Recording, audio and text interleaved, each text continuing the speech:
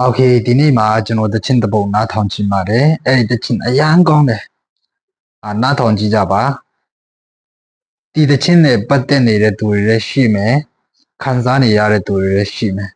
အဲ့ဒီထဲမှာတော့ကျွန်တော်ကတော့ခံစားသူတယောက်ပေါ့ကွာတချင်းနားထောင်နေလေဆိုတော့လေ